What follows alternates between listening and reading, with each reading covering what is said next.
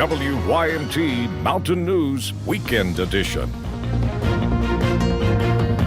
Good evening, I'm Katie Cook. Governor Beshear addressed the Commonwealth again to provide an update on the coronavirus and Kentucky. The governor called his update today a fairly good one. Beshear revealed 45 new cases, raising the total number of cases in Kentucky to 439. None of the cases were in the WYMT viewing area, and no new deaths were announced either. Beshear also applauded Appalachian Regional Healthcare for providing benefits for workers that were laid off. Well, as the coronavirus continues to spread across the United States with more than 135,000 reported cases and more than 2,000 deaths, the Trump administration faces crucial decisions about when and how to take first steps aimed at restarting the nation's economy. CBS News' Nicole Killian has the latest from the White House.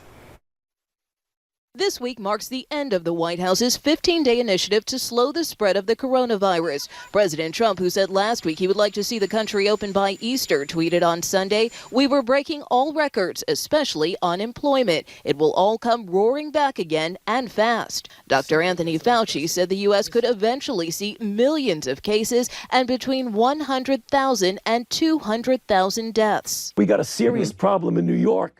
We have a serious problem in New Orleans, and we're going to be developing serious problems in other areas. Rhode Island's governor amended a controversial executive order requiring travelers from New York to self-quarantine for 14 days. It now says any person from another state. I don't believe it was legal. I don't believe it was neighborly. Late Saturday, the CDC issued a travel advisory for the New York region after President Trump said he wouldn't announce a quarantine for that state, New Jersey, and Connecticut. He spoke to the task force, he spoke to the governors, and he was comfortable that people would take this advisory very seriously. Louisiana has more than 100 reported deaths so far. Governor John Bel Edwards said his state is competing with others to get more ventilators from the federal government. We believe that by about April the 4th or so in the New Orleans area, we will exceed our capacity. In Maryland, authorities are struggling with an outbreak at a nursing home with at least 66 confirmed cases and 1 death. We generally found that the facility was doing most everything they were supposed to be doing. And in Detroit, where cases are growing rapidly, the June Auto Show has been canceled. Instead, the venue is being converted into a field hospital. Nicole Killian, CBS News, the White House. Worldwide, more than 32,000 people have died from the coronavirus.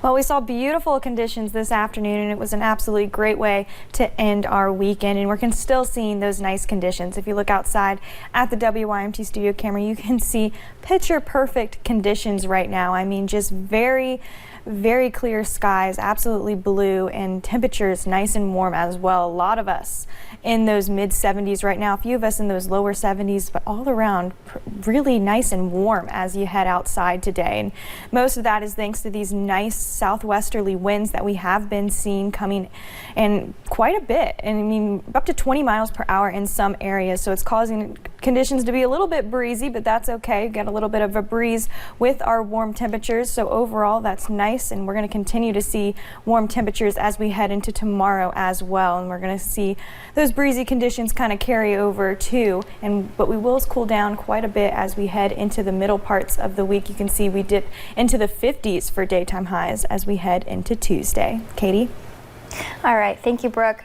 Everyone across the United States and here in Kentucky are getting used to our new normal while we work to flatten the curve of COVID-19.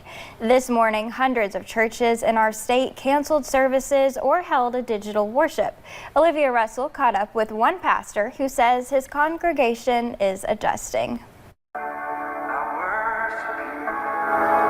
Worship, songs, and scripture. Whether it's online or in person, the message is still the same, even if the experience isn't. You know, you also just miss the social interaction that you get that we're having to all deal with during this pandemic. Pastor Brian Carter from Crossroads Lexington says online worship is something they've been doing for years. Now, with the COVID-19 pandemic, it's their only option. If you were to go online, you would see what would be very typical to the same service that we do every weekend. We would have worship and teaching. But the church has made one change to make the experience more personal and to reach even more people. And we're using Facebook to do a comment section so I can interact with our community as the service is going on. And those comments show the hope this community has, something everyone needs during this difficult time. It never says in the Bible that things are going to be easy. In fact, I think it's very natural for things to be uneasy and to be difficult.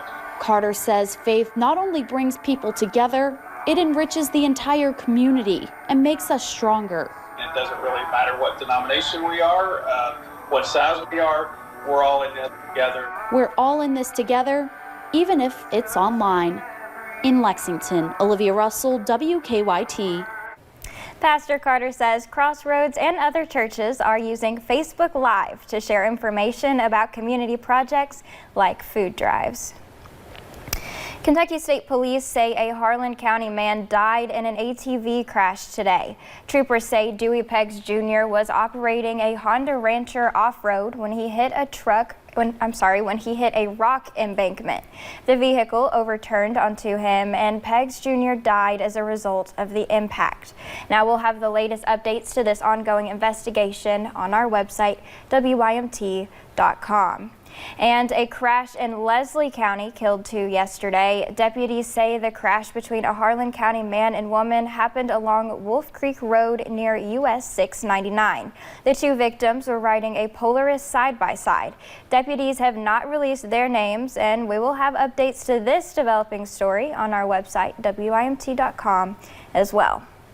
A Winchester woman is behind bars on kidnapping charges. Pulaski County deputies were called to Brock Road in Pulaski County on Friday due to reports of a shooting. Deputies quickly suspected 34-year-old Jamie Barker of the crime. She could not be located at the time. Officers in Somerset found Barker last night around 9 o'clock. Barker is charged with kidnapping, first-degree assault, and tampering with physical evidence. She is being held in the Pulaski County Detention Center. Well, with all the negativity surrounding COVID-19 and social distancing, 2 Middlesboro teenagers are sharing some positivity. WYMT's Camille Gear has more. During times of uncertainty, everything's unknown, and as people, we're always scared of the unknown. 2 Middlesboro teenagers are a shining light. Using her anxious energy to inspire and give hope to people. I mean, what is better than that? Drawing positive messages and Bible verses in front of First Baptist Church. My dad had bought sidewalk chalk. I said, it'd be a really good idea if we went down and we drew some inspirational messages on the parking lot. And while the members of the church loved it, the members loved it, of course, but the whole town loved it, and that was kind of one of my joys. The positive messages spanned farther than just the steps of the church. One of our community members took some really good photos of it with the sun coming up in the saddle of the gap. I posted the pictures at night. We went to bed. I woke up the next morning and I was like, this is going viral. It's been shared like 40, 60 times. What was once just some sidewalk art. It was like, look at how much of an impact you can make on people and encouraging others just with a little bit of sidewalk chalk. Is now a symbol of hope. I hope that people take away that this too will pass and that we just, as of right now, just need to live in the moment and not fear. I feel like it lightened up me too while writing all these things because it gave me hope. To spread the message that together we will get through this. In Bell County, Camille Gear, WYMT Mountain News. Kaylee and Brandy encourage everyone to get out into the community and spread a positive message. And of course, if you know anyone doing an act of kindness like this one, you can always send us a message on Facebook. Coming up on Mountain News Weekend Edition, a tornado ripped through northeast Arkansas yesterday. Find out the extent of the damage. And this afternoon was nice, but what about tomorrow? I'll have your full forecast coming up.